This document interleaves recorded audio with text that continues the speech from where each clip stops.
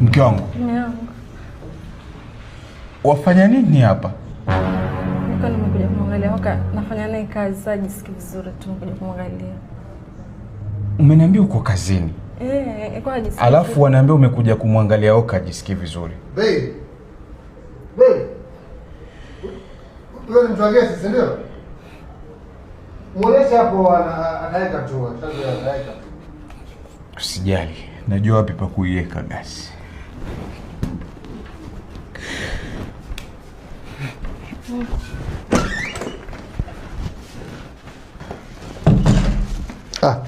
Vipi?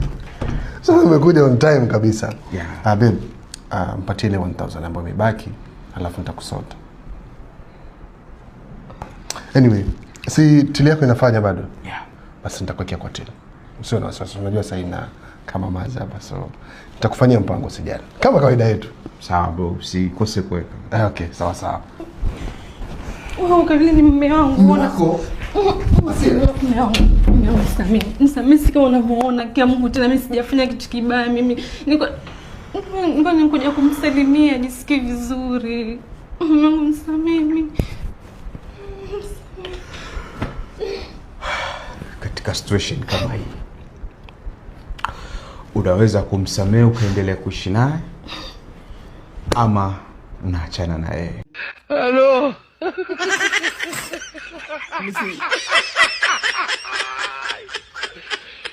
Amen. Hello. Twende tusichelewe. Acha. Karibu nikosee jamii.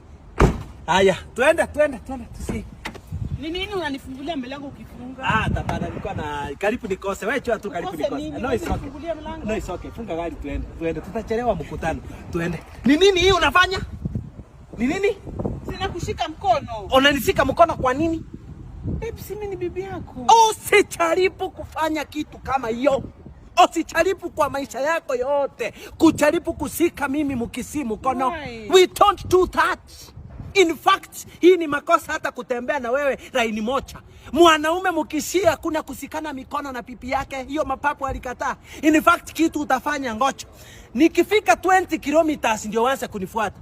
Wewe unataka mapapu wakasiriki?